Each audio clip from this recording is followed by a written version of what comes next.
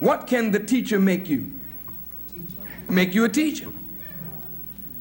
If brother is a journalist and I want to learn journalism and I don't have the money to go to college, if I study under brother, submit to his instructions, at a certain point in time, I can become a journalist by obeying a journalist. I can become a doctor by obeying a doctor. I can become a nurse by obeying a nurse. The problem with the American educational system, I'm going to touch this very briefly, is that they try to make it appear that the acquisition of knowledge is a very hard thing, while in truth, we are born into this world with a head that is able to perceive all kinds of knowledge. And we are born with an innate ability to master any discipline that we choose. You are not born to be mediocre. You are actually born to be a master. In this society, they make it some sort of elitist kind of thing, that you must be tested. Then if you fail the test, you can't go on to become a doctor or a lawyer.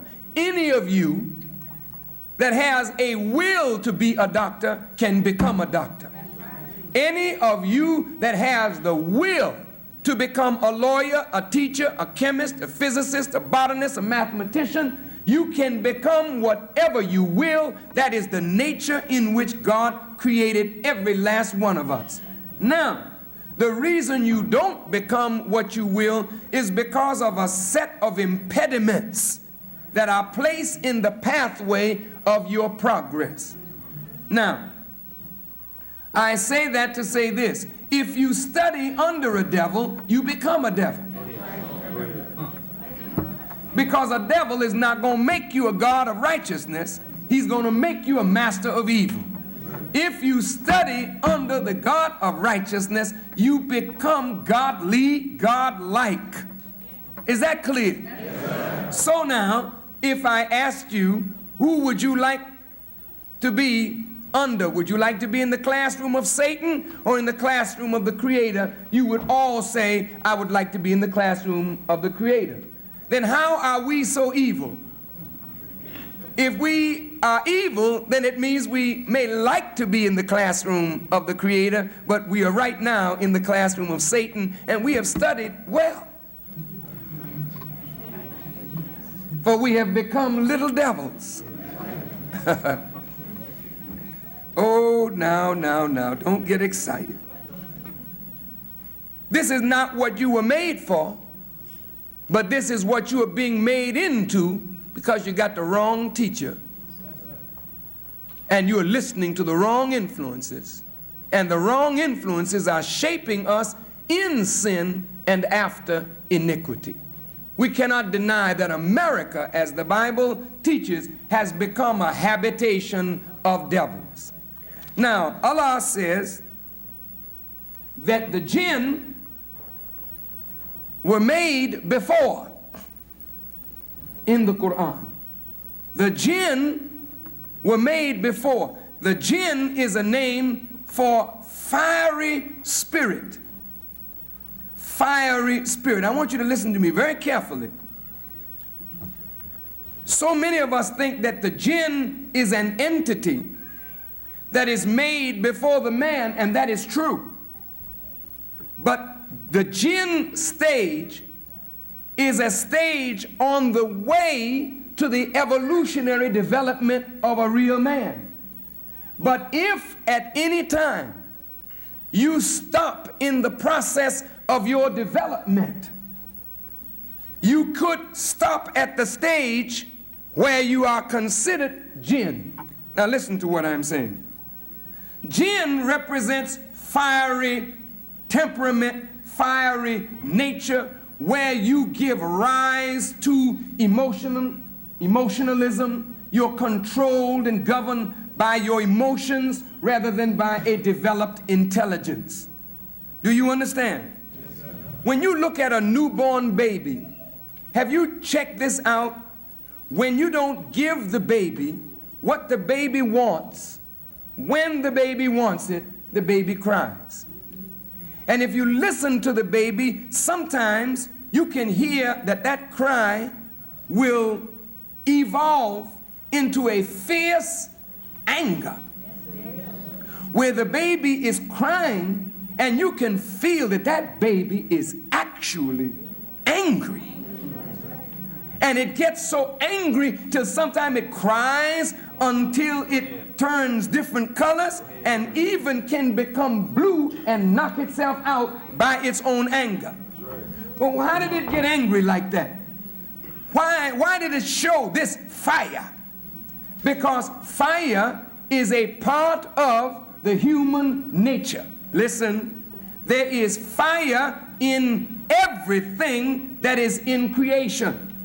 There's fire in you, there's fire in me, there's fire in grass, there's fire in everything, because all life is touched and energized by the fire of the sun. So the fire of the sun is in all things. This is how and why we can get angry and show fire. Literally, when you get angry, you can get so angry till it looks as though fire is coming right from your eyes. Your whole countenance will change under the thought and the spirit of anger. Fiery jinn. Fire, the jinn was made before what? Before you get to the stage of completed man, you get to the stage of jinn. And whenever you have a person that is considered jinn, this means that they have knowledge, they may have wisdom, they may have some understanding, but they are not yet developed enough to control the fire of their own nature and temperament. Do you follow what I am saying? All praise is due to Allah. Now, if you cannot control the fire of your temperament, you are an underdeveloped human being. Underdeveloped. And under that fiery temperament, you can wreak havoc on the earth, in your home, wherever you are, because you're not guided by reason, you're guided by passion.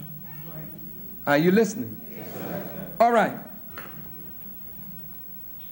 You may not like this statement that I'm about to make, but I make it fully knowing what emotionally you may say. When the Honorable Elijah Muhammad refers to Caucasian people as devils, and he's speaking generally now, he is saying something about the fiery nature and temperament of an underdeveloped species of the human family that has rejected the teachings of the prophets. And by rejecting the teachings of the prophets and the law of God, they have rejected the very thing that would control that fiery temperament and allow them to grow into a spiritual being which would make them more harmonious with God, with the nature of creation, and with the natural men and women of creation. But if you notice the Caucasian, he's very hasty and fiery. You can't upset him too long before he reacts violently. The Honorable Elijah Muhammad taught us on the nature of alcohol and the nature of water, and how the boiling point of alcohol, I believe, is 160 degrees Fahrenheit or 180 degrees Fahrenheit. But the boiling point of water is 212 degrees. Now, when you partake of the spirits, alcohol, you watch that people who drink alcohol, people who use drugs, they have a tendency to be very impatient and they anger quickly. But those who are balanced, whose systems are balanced, they take a longer time to get angry. Anger is something that must be controlled. If anger is not controlled, it destroys the person who is angry. You've heard the saying, he whom God will destroy, they first make angry. All right. Now, here we have a volcano that erupted down in South America, Colombia. That volcano was dead for 400 years. Out of the center of the earth, what came up? Fire. Showing you that even though the earth is cool on the surface, there is fire beneath the surface if you bring it out. Are you listening? Follow what I'm saying now. Molten lava was at the core of the earth under that volcano. As the volcano became alive and the fire came from beneath, came up. Now think about that, coming up a mountain and then spewed out of the mountain. The natural snow caps that hold water at cold temperatures, where the peaks of mountains are snow capped. But when the gentle summer comes, it causes the water to melt, and the water runs down from the mountains, forming what is called rivers. And the rivers, of course, give fertilization to the valleys, etc., from the snow that is built up on the mountains. This is a very natural process. But when nature is disturbed and a volcano erupts, spewing out molten lava over the top, and that lava hits the peaks, the waters melt in an unnaturally quick fashion, causing flooding and mudslides. What about the fire in the nature of human beings? Are you listening? Yes, every one of us is calm, apparently, I hope, right now. But there is no human being who cannot be made angry to the point where you violate all that you think you know. The knowledge in your head is like the water that is frozen at the peak of the mountain. You hold your knowledge here in your head and you use it as it becomes necessary, right? But when anger comes up, you act as though you knew nothing. You become violent, you become berserk, you become a maniac. Sometimes you can't see anything. You act as though you're a person that had no knowledge at all, for you do things, and when you do it, after it's done, you say, oh my God, did I do that? How many black young men and women are in prisons, or white young men and women, or older men and women are in prison today because of anger that got them so totally out of control? Passion that was so great that they couldn't control it, that it defied all of their knowledge, and they killed their loved ones, killed their children, killed their mates. You understand? Most of the people that are in prison today are not in prison because they are cold, premeditated murderers, but their crimes are crimes of passion, because we live in a society that does not teach men and women sufficiently that we may gain control of the fire of our own being. So when you see a bunch of angry people that you will see just for parking, for instance, you're going for a parking lot, you and the other person see the parking lot about the same time. They're backing up, you trying to get in. So an argument ensues. A man reaches in, picks up his gun, shoots you over a parking space. What happened to that man? What made him lose his ability to think? Is it worth it over a parking space? Sometimes you're all messed up. You go to the pool room for evening of relaxation. You're playing pool and somebody said, well, hey, let's put a dollar on the 9-ball or whatever you want to gamble for. And then the person beats you and then says, oh man, I knew you was a chump. I knew you didn't know what you were doing. Just laughing at you, mocking you, but in your nature, you can't stand to lose. You want to be a winner, and you've been a loser all your life. Here's one more little loss, and it's over $1. So anger comes up in you. And all of a sudden, you lose your mind. And you kill the man with the pool stick. And you're doing time now for a passionate murder. But you are not a murderer. Every human being has the potential for murder, and you see it in the baby who exhibits this kind of anger that will almost stifle oxygen from coming to the baby. Well, so it is when we get angry to the point where it blinds us. We are stifling and choking off inspiration and wisdom from giving us balance with our anger. This shows a mentality in the society that is a jinn mentality. People are hasty, people are of fiery temperament, people are quick to do harm to each other. Do you see what I'm saying? Now, if we're going to make a devil, when you add to a fiery potential false pride, when you add to that a lack of submission to the will of God, then you've got all the ingredients to make a real enemy for self and others. Now, in our lessons from the Honorable Elijah Muhammad, he raises the question that has been so misunderstood: why does Muhammad and any Muslim murder the devil? Murder is a premeditated thing. It is planned and carried out according to a plan. Why does Muhammad and any Muslim murder the devil? And what will be your regards, your reward rather, in regards to taking 4 devils' heads?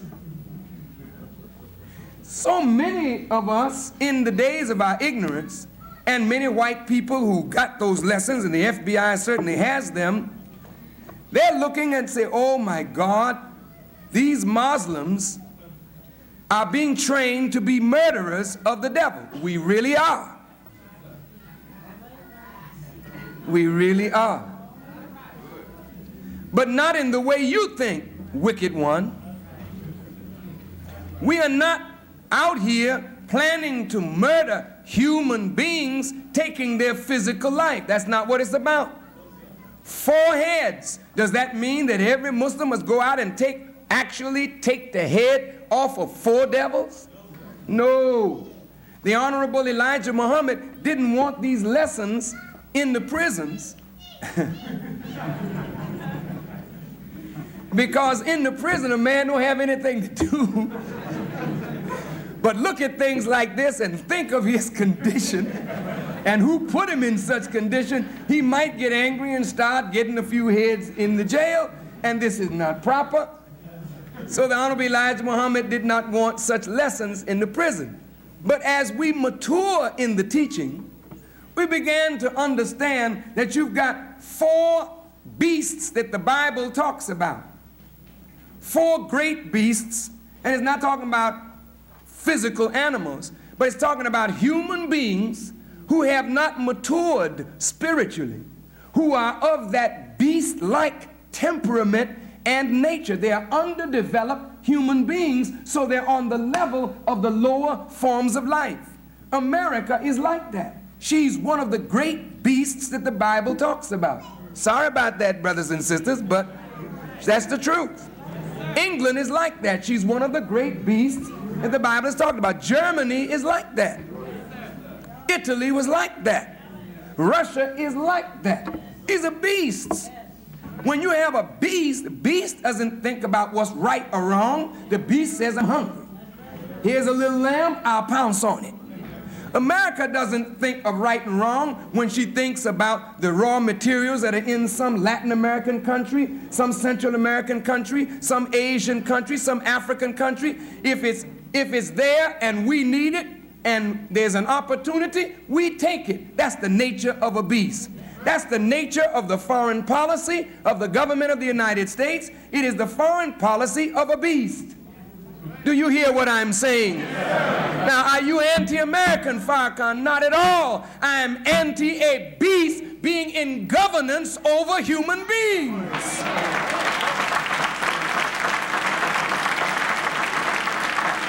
Because if a beast governs human beings, and that same beast manipulates and formulates that institutional life, then what can you come out of these institutions being? These institutions don't make you human.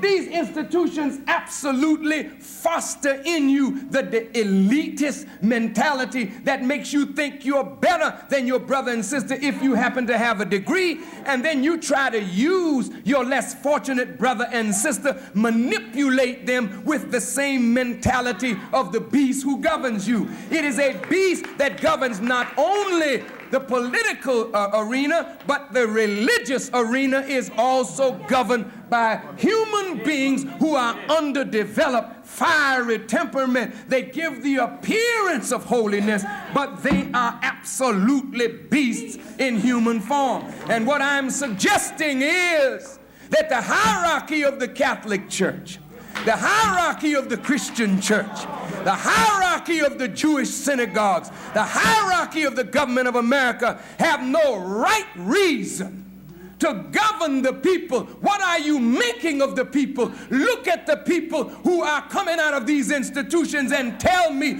if the fruit bears witness to the nature of the tree. Then the people of America bear witness that the institutions of America are unfit to have our babies in their hands, black or white.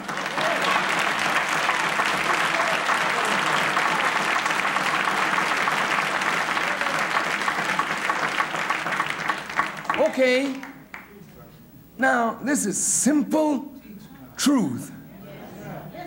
You and I have been made other than what God intends for us, and we lack control of the fire of our own being.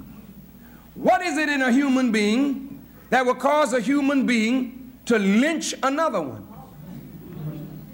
Lynch him because he didn't do anything wrong. I just hate this black person. Well, if your color means so much to you that you hate something that is other than your color, then how do you think about the God who is the creator of color? If God is the author of color and gave us our color that you hate, then you want to kill us because God made us black. Then what does that tell you of your thinking toward God? See, you are a beast in your mentality. And when you are knowledgeable and not yet human, then you absolutely use deceit and trickery to deceive the people and carry them into a veritable hell. And this is why Elijah Muhammad referred to this as a devil society. And we cannot deny that. Well, the broadcast is just about over, but those of you who would like to get the tape, you may call 994-5775. I'm sorry, Louis Farrakhan is just getting started on this subject. I will not be very long, but I will be at least 45 minutes more, so you have time. If you'd like to, come on out now. It's raining. Spend your afternoon with me. The Bears play tomorrow night. Hope to see you soon. May Allah bless you. That number again is 994-5775. What's that number? 994-5775. And now we go on with the truth. Now, beloved brothers and sisters, listen. If the devil has 4 heads, what is the head that produces fornication, adultery, incest, sodomy, homosexuality, perversion, and acts of freakishness? It is an appetite that God gives to each of us, which is the appetite of sex, which is a fire. And when somebody wants to get you stirred up in that direction, they attempt to make you what? Hot.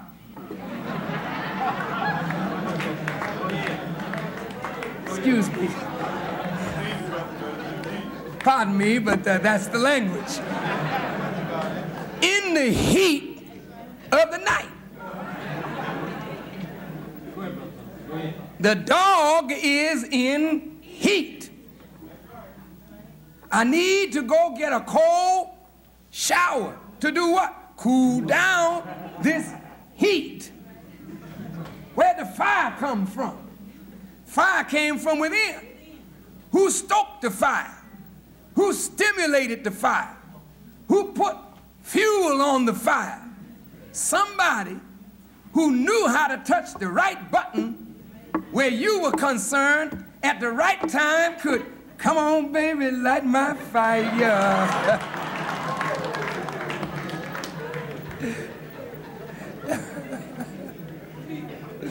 Oh, excuse me, I just get carried away sometimes.